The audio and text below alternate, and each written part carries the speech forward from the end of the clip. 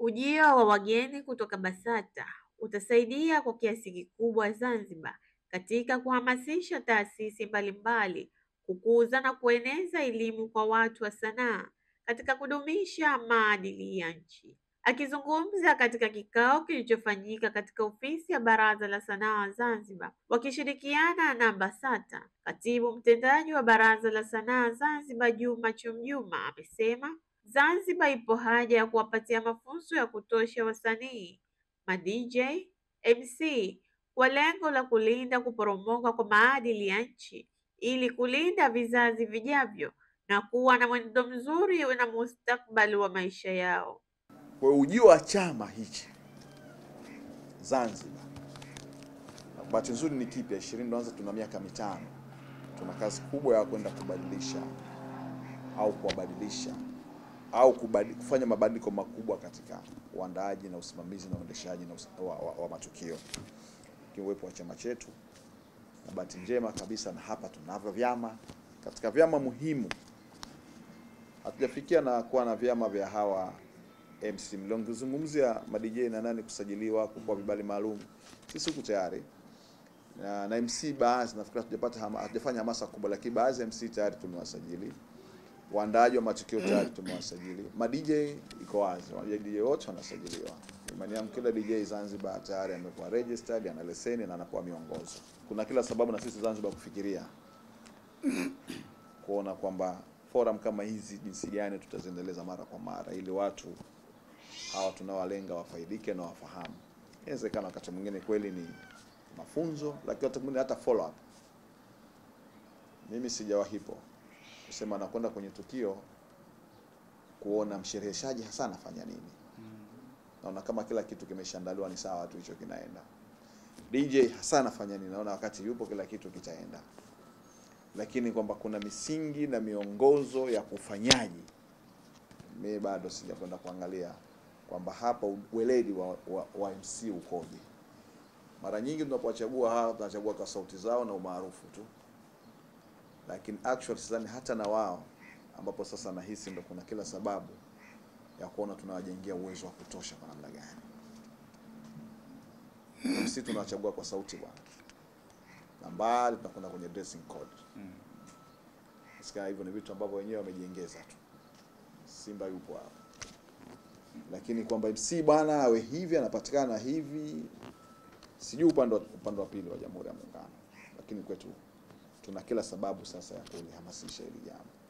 Kuna vitu vinafanyika mbele ya viongozi, mbele ya matukio makubwa. Unaweza kuona kama vitu vya kawaida, lakini athari yake, reputation tasema ni mbaya kwa kiongozi, mbaya kwa nchi. Wakati mwingine hata waandaaji, lese sisi Baraza la Sanaa tunaandaa tukio, lakini tunampa mtu mshereheshaji ambaye kwa kweli hafahamu hata content ya hilo jambo, lakini kwa sababu ana sauti nzuri, kwa sababu hatujawafunza sahihi, na hayo mambo tunayo. Na kweli unaweza kuhisi kama ni vitu tunaenda mchomo, lakini kwa kweli tunakuwa tumefeli. Na pengine pia ninapotokea lile mtu hajui nini cha kufanya, na hisi labda ili tukio waandaaji watalishughulikia wale nani ile SMC tunasema mshereheshaji au organizer moja kwa moja, nasema labda wenye nani watalishughulikia ile kama swala la kiusalama la nini. Kumbe yeye anadhima moja kwa moja, kwa sababu yeye ndo ana tukio zima, yani watu wote wanamsikiliza, wanamtazama yeye pale. Sasa sidhani kama washereheshaji wanafahamu. Ukeshapoa mic, ukapoa na ratiba, ukapoa na nini, unadhima ya kama mtu aliyepoa gari na mbona nao apeleke Dodoma sasa hivi. Sio ndio? Lakini watu hao wamefunzwaje? Naye afisa sanaa kutoka BASATA Henry Mruto amesema ni lazima kuwe na mwingiliano wa uhamasishaji wa taaluma za sanaa ili kupata ujuzi kwa washereheshaji wa shughuli mbalimbali hasa za kiserikali. Lazima kuwe na mwingiliano, urithishwaji wa taaluma hii katika vijana na watu wa rika zote waweze kufahamu nini kinachotakiwa kufanyika.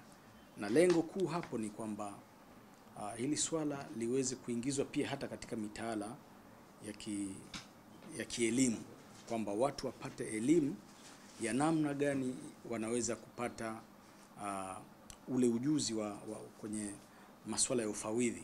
Manake si tu kwamba ili mradi inafanyika, ila iwe rasmi na watu waweze kupata vyeti vyenye ithibati kwamba wanakidhi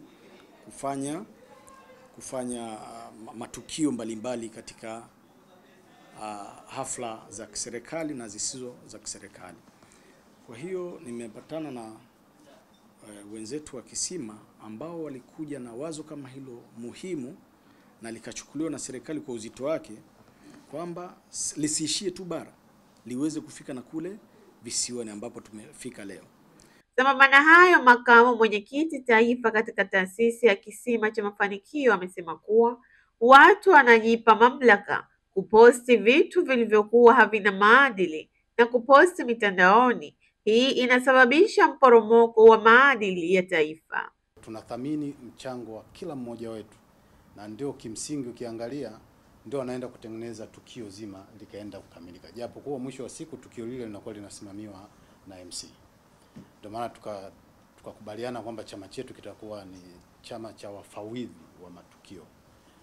Sasa baada ya hayo ambayo yameelezewa hapo, tukaona tukue, kwa sababu miaka yote tunakutana pale makao makuu na tunapata fursa ya kutembelea bunge, na kila mkutano huo tunaalika kiongozi.